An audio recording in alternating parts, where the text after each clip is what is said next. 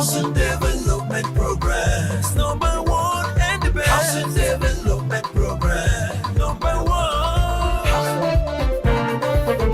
Number one. Housing Development Progress. Number one and the best. Housing Development Progress. Number one. Housing Development Progress. In Nigeria. Housing Development Progress. In Africa.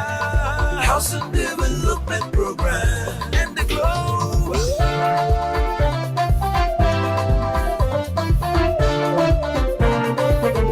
Number one, Housing Development Program. The significance of the construction industry in the attainment of a nation's quest for development and self-reliance cannot be overemphasized. The industry serves valuable functions in the society that vary according to social need.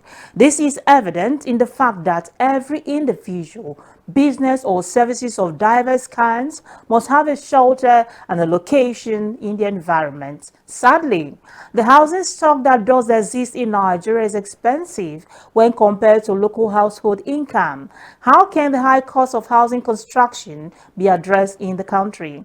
This is Housing Development, where we discuss housing, affordability and accessibility. As always, I am Flora Ani, your housing diva. Let's see the news making waves in the sector.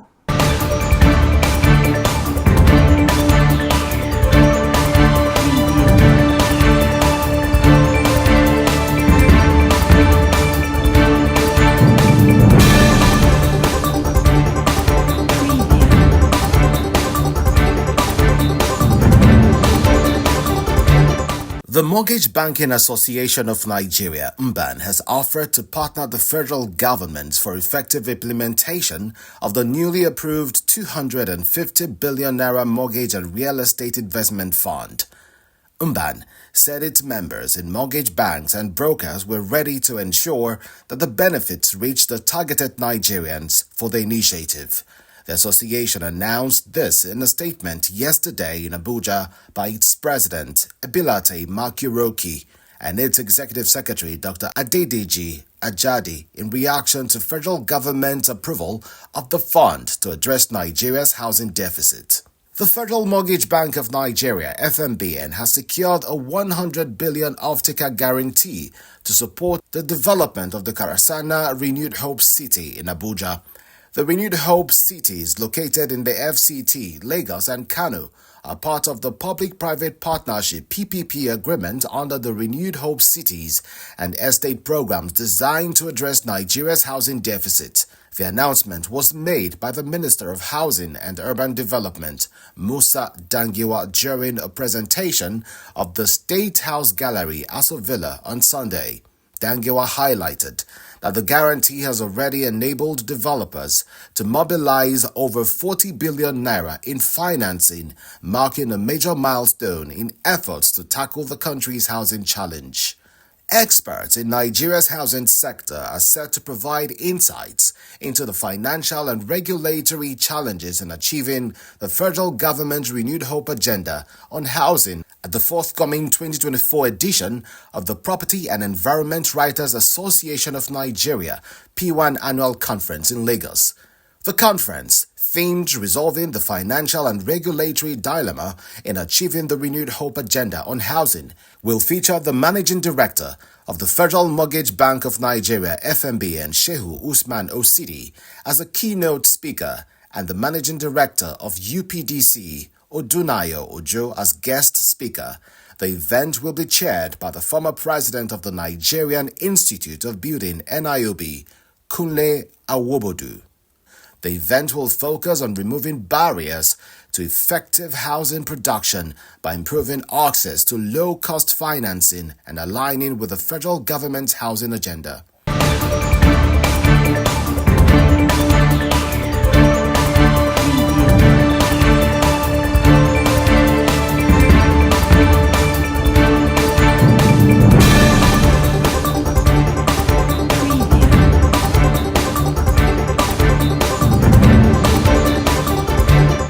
To read the full details of the news, do well to visit www.africanhousingnews.com. You're watching Housing Development. Stakeholders from across the building and construction industry have called for urgent and effective measures to tackle the persistent issue of building collapse in Nigeria. This demand was made during a conference organized by the Standards Organization of Nigeria in Abuja, which brought together key players in the sector to deliberate on improving standards and ensuring structural safety. Stakeholders from across the building and construction industry have called for urgent and effective measures to tackle the persistent issue of building collapse in Nigeria. This demand was made during an interview in Abuja where key players in the sector spoke on improving standards and ensuring structural safety. They said it is important to foster collaboration among regulators, professionals, and artisans to address challenges such as substandard materials, inadequate enforcement of building codes, and quackery in construction practices. Most times, honestly, one asks, when things happen, one asks that, where is Standard Organization of Nigeria in all of this? If you go about all our building materials markets today, you discover that what you find out there are much more substandard material, such that, these substandard materials are even now being taken for granted that, is the normal. That Standard Organization of Nigeria is now talking about the need for us to adhere to standard practices in the industry, especially in the building industry. Honestly, it cannot come at a better time than this. And I believe that if SON will actually wake up to their responsibility, we see that it will help to address majority of the problem or challenges that we are having as concerns building collapse in the country. Actually, generally in life, we talk about safety. When you talk about safety, you talk about doing the right thing at the right time. When we want to build, you need to have a competent designer who actually will do, before embarking on the design, we do environmental impacts to know how the land is and how suitable it is. And after that, when you are going to choose somebody to build for you, you need to pick people who are professionally qualified. For instance, in Koren, we are the one that regulate engineering in all ramifications. And we have the co-born people who are actually builders. So you don't pick from the road. When you pick from the road, you will actually have a problem with yourself. Probably you engage the quacks. And apart from that, the material procurement has to be well tested. That is why SON, they are involved in testing of material that come from abroad and even that come from actually Nigeria. Key stakeholders in the industry also addressed the role of proper design and the use of locally appropriate construction methods. They highlighted the prevalence of substandard building materials in the market and called for the enforcement of building regulations and tougher penalties for non-compliance. The building collapse is like an industrial process. And each process, if it's not carried out properly, you discover that you have a defect. And this defect can lead to building collapse. Now you are talking about enforcement. Enforcement is a collective responsibility. Government alone cannot withstand that. Despite the fact that government is in charge of making laws. The National Assembly makes laws and so on and so forth. But as you make law, are you making the materials available? Do you have an alternative? Are you into the M&E? What I mean, monitoring and evaluation. Are you into the training components?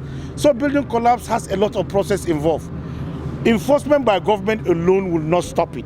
There are quite a lot of factors. Builder Samson Opaloa, chairman of the Council of Registered Builders of Nigeria, COBON, reiterated the council's commitment to tackling the issue. Let me say that buildings don't collapse on paper.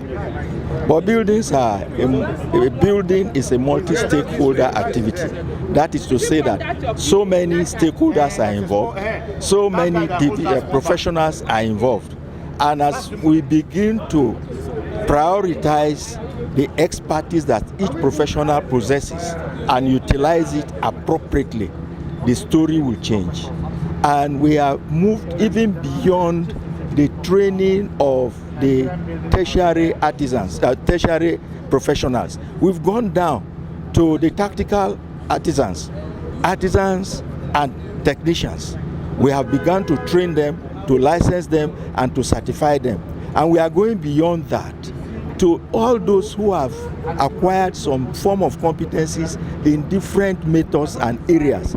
We are bringing them under what we call the recognition of prior learning, so that we assess them, know what they are capable of doing, know what they lack, and give to them what they lack so that they can be more competent. Meanwhile, they called for the government's commitment to enforce standards and improve the quality of building materials in the country. Welcome back. Nigeria is currently facing a severe housing crisis characterized by a staggering deficit and escalating costs that affect millions of citizens. The housing sector in Nigeria faces issues of low purchasing power among households, high construction costs, and inadequate housing supply to keep up with population growth. What is the way forward to mitigate the housing crisis? Let's listen to these housing stakeholders. Housing is a social right. However, considering the limitations that we are in today, government themselves cannot provide all of their housing.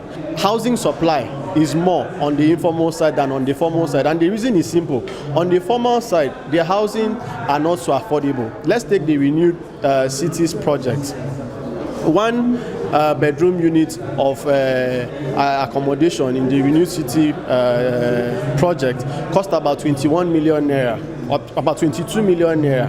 Now the thing is, how many of us, how many ordinary Nigerians, how many persons, young persons like myself, are able to afford 22 million naira, okay, to either pay incrementally or outright buy? So these are the things. So government needs to go back and look at housing from a social lens rather than from a business angle. I told the minister and the member of parliament that they need to invest on social housing scheme for all. And we are looking at 3 pillars. The first pillar is accessibility, livability, and affordability. According to the UN mandate, between now and 2030, we expect that no one should be in this world without a roof in their head, without a home to call their own, without a place to sleep. And that is why we are promoting issues of urbanization, leaving no one behind. That is the mandate of the UN Habitat, leaving no one behind. Affordable housing, livable housing, and affordability. So we want to see the government of Nigeria putting resources in terms of sustainable housing for all. They can build small housing scheme, 1 bedroom self-contained, for workers, for students, and for people from the informal sector. All the days, all the years, we are copycats. I'm talking about Africans. We copy because it looks beautiful. We don't copy because it suits our own environment, right? So the first option is that we should begin to believe in ourselves. Before the Yoruba people came, we were building and they were not collapsing. Why don't we research into the building materials used by our forefathers and of course improve on them? I want to believe that if we do that, it will of course make it affordable, because initially we just people will excavate the ground. Of course they know how to choose their site for the excavation, pull the substructure, pull them up, mold them into local blocks and build with them. There are some in the north that build with a mixture of cow tongues. It has its own strength. So my thinking is that we should research into our local environment and then make use of what is available. But of course, improvement in technology, it will be better than what we are doing now. Attention, Africa. The most anticipated event in the housing sector is here, the Africa Housing Awards. It's time to celebrate the people, projects, and companies that are transforming African housing. Nominate your favorites and let their achievements be recognized across the continent. Who do you think has made the biggest impact in affordable housing, sustainable design, and innovation? Now's your chance to make your choice heard. Visit www.africahousingawards.com today and nominate your preferred winners. Show your support for those making a difference in the housing industry. The Africa Housing Awards, celebrating excellence in housing across Africa. Nominate now. It's good news. Are you a stakeholder in the built environment, or you are looking for an authentic, credible source for housing and construction news in Africa? You now have an opportunity. Africa International Housing Show has now created a unique opportunity for you by establishing a full-fledged housing television, the first of its kind in Africa. You can now access information on home ownership, rental, building materials, finance, real estate and insurance, among others, all on Housing TV Africa, channel 149 on StarTimes.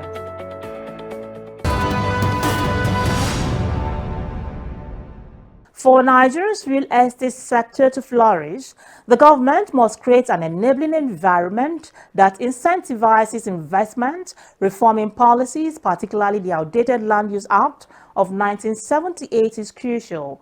By simplifying the land acquisition process and decentralizing land administration, Nigeria can reduce bureaucratic delays, attracting more investors.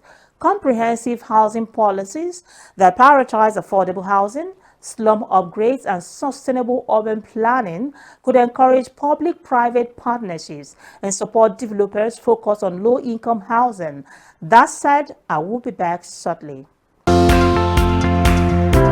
I'm Bob Weinsheng, CEO of iBuild Global, and keep watching the Housing Development Program.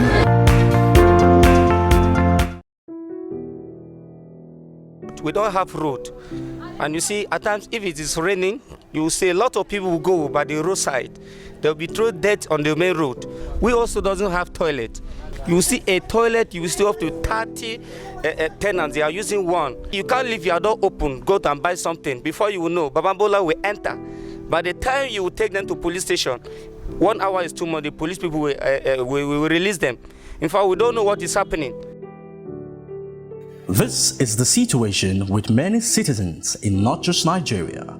Are we ready for this conversation? What is the plight of an average Nigerian citizen in regards to housing? Housing is a fundamental human right, and these issues must be addressed.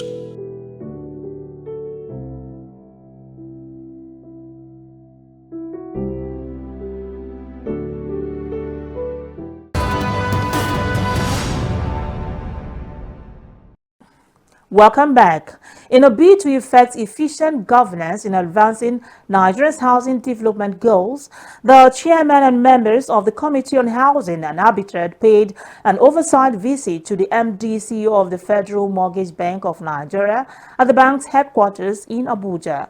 Our correspondent will give more details. In a bid to effect efficient governance in advancing Nigerians' housing development goals, the chairman and members of the Committees on Housing and Habitat paid an oversight visit to the Managing Director and Chief Executive Officer of the Federal Mortgage Bank of Nigeria, FMBN, Shehu Osidi, at the bank's headquarters in Abuja. Delivering his opening remarks, the MD and CEO of the Federal Mortgage Bank of Nigeria, Shehu Osidi, highlighted the progress, challenges and opportunities in the operations of Nigerians' foremost provider of affordable housing finance. The mandate and functions of the FMBN include the following. One is to link the mortgage finance market with the capital market and develop a viable secondary mortgage market.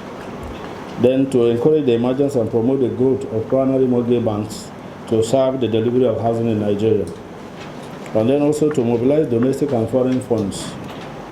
Then construction finance to public and private sector estate development companies. And then affordable housing microfinance soft loans for home expansion and home renovation, which we popularly call home renovation loans.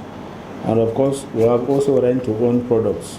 OCD listed key activities and achievements of the bank, some of which are the provision of 100 billion bankable off-taker guarantee to real estate developers, executing the construction of affordable houses under the renewed Hope Housing Program coordinated by the Federal Ministry of Housing and Urban Development, introduction of student hostel accommodation, establishment of the National Housing Data Center, increase in loan limit from 15 million naira to 50 million naira, and so many other achievements. We also have the bankable off-taker guarantee, where the bank provides an off-taker guarantee to developers who are proposing to build houses.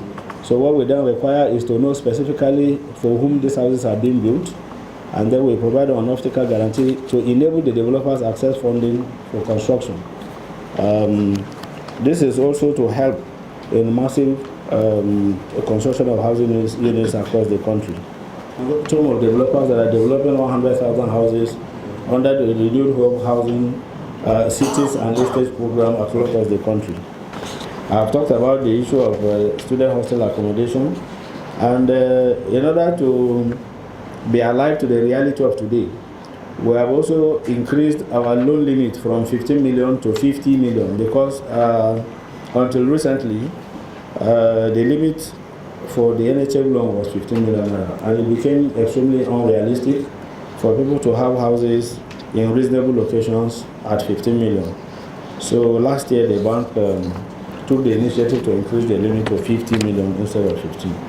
Amongst critical issues facing the bank that need immediate attention, Osidi called on the chairman of the Committee on Housing and Habitat, Honorable Abdul Muminin Jibrin, for the need of the recapitalization of the bank, review of the Federal Mortgage Bank of Nigeria and the National Housing Fund Acts, amongst other key issues. The issue of recapitalization, which I have mentioned, this is very, very dear to our heart, and we will appreciate the assistance of the National Assembly in getting this bank recapitalized.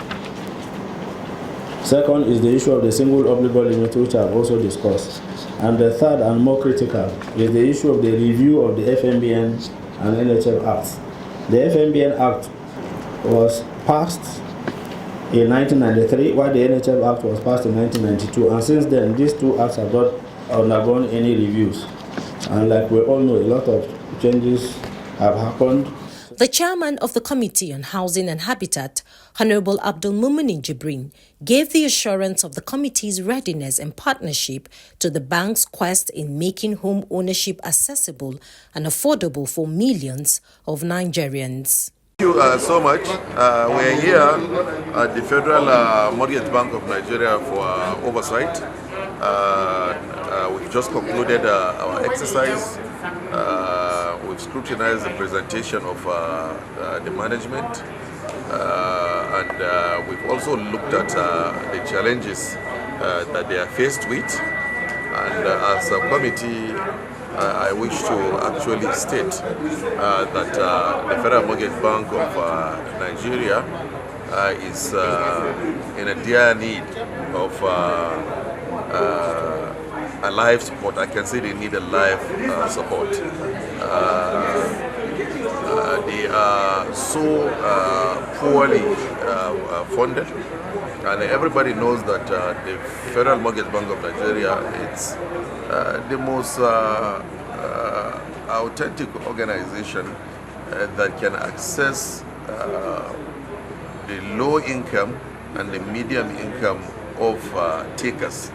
And by the time an organization like that has had a lengthy history in the housing sector in Nigeria cannot be able to advance mortgages and do not even have the liquidity to carry out its statutory function, then I will say the housing sector in Nigeria is in a mess. So for us as a committee, we've taken a position. We will draw the attention of the federal government to take all necessary measures with urgency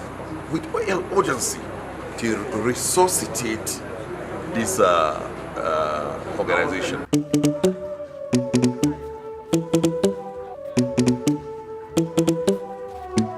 Let's go.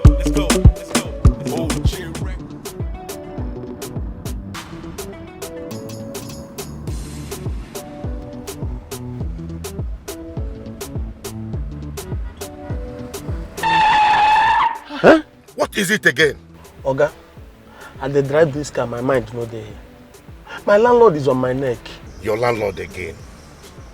I thought I have told you this before. Get a mortgage, register with NHF scheme, and get a home up front. What is so difficult about this? Oga, I will do just that. See, I will shame that my landlord. Mortgage. At the Federal Mortgage Bank of Nigeria, everyone deserves a home.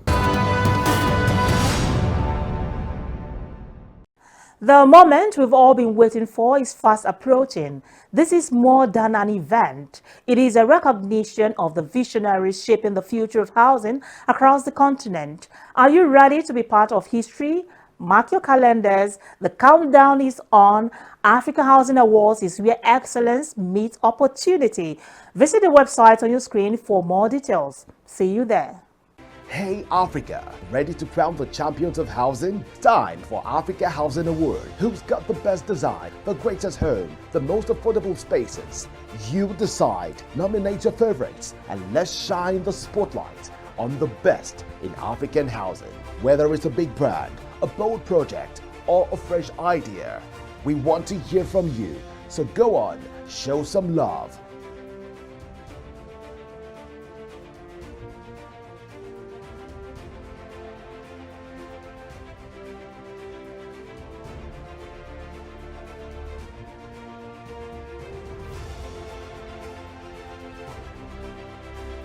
Nominate now.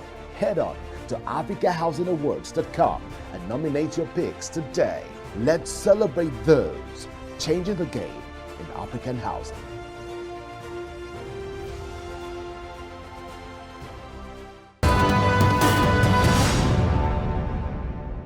For many low-income families, a house is more than just a shelter.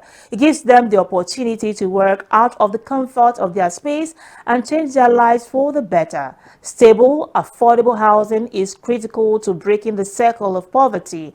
A decent home opens the door to improved health, better performance in school, greater economic opportunities, and increased community cohesion. On that note, I wrap up today's episode of Housing Development. Thanks for watching. I remain Flora Ani, your Housing Diva. See you soon.